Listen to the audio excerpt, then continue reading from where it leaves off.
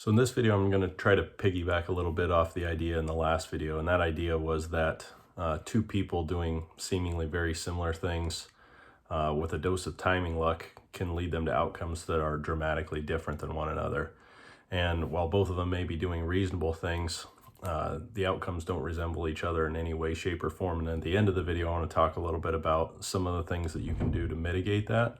But in general, the entire rationale behind this is to show how important it is to do consistent financial planning, to update your plan on a regular basis so you don't find yourself so far off base that you're not able to get back on track. And to show this, I'm going to show a few different examples, but in general, what we're going to do is we're going to start out with a person that has $1 million at retirement, and they want to withdraw 5% of their account value and increase that with inflation every year thereafter. And I'm going to show two different time frames for somebody using the Vanguard Balance Indexed Fund. Vanguard Balance, if you're not familiar with it, is a really common 60-40 US mix of stocks and bonds. And so in the first example, I'm going to show somebody that retired in March of 2000 and show you kind of where they are today with what was, I would say, not a conservative, but certainly a reasonable rate of withdrawal at the beginning. And what you'll see is that after 23 years, they have $64,000 left and they have less than a year's worth of withdrawals remaining until they're going to run out of money.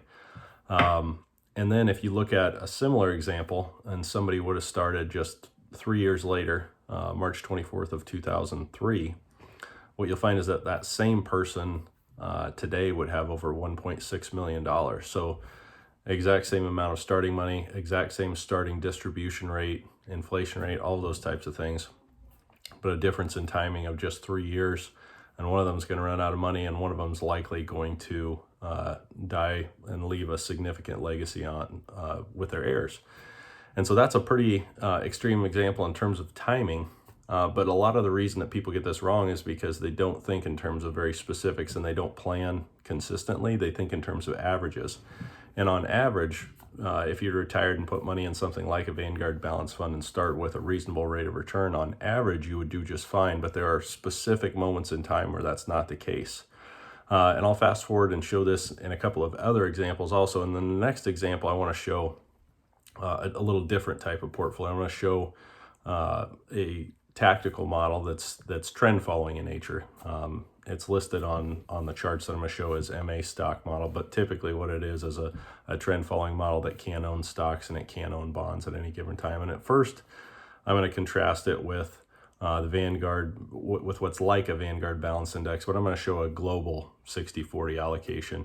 And what you'll see with the different time frames with this model is if I show it from, say, 2008 forward, you're going to see a pretty dramatic difference between the 60-40 return and what you'll get in a tactical model. So the tactical model over a 15-year period with a starting distribution rate around 5% is going to end up with significantly more money. You end up with just under $2.5 million, whereas the 60-40 model has less than a third of that.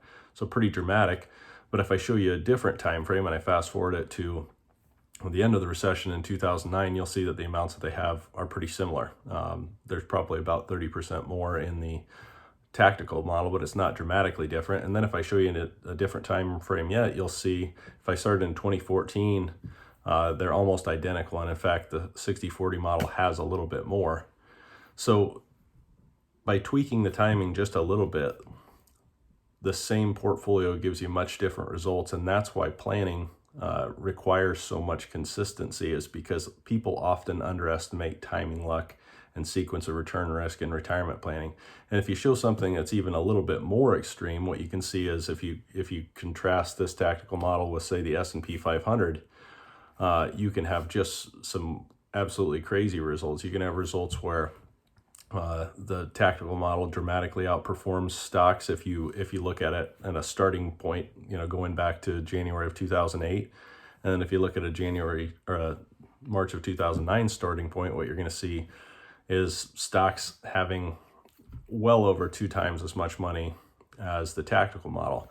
But the one thing that I take away from this is not necessarily that one is better than the other. It's that situationally they can be better. So a lot of the reasons why we use tactical models for retirees and our own practice isn't because their average annual rate of returns are higher than stocks or even higher than balanced portfolios over specific periods of time. It's because they've done a pretty good job over long periods of time of not sustaining large drawdowns, meaning you're not seeing huge losses of capital during recessions or during other market corrections. And because of that, you reduce your sequence of return risk a little bit. And so I think if there's anything to take away from this, it's to make sure that you educate yourself as far as what alternative strategies maybe exist in retirement and how maybe the best portfolio in terms of average annual return might not be the best portfolio in terms of a retirement distribution strategy. And I think it's also important to take a look at this and realize how important it is to consistently update your plan. And consistently updating your plan can keep you from running out of money, certainly if you run through a bad sequence of returns, but it can also do the opposite for you if you're fortunate enough to find yourself in a good sequence of returns. And that's to give you an opportunity to give yourself an increase in your standard of living over time if you're able to go through one of those positive return experiences. So that's the gist of it. Very similar to the last time, but contrasting in the fact that we're talking about distributions versus accumulation.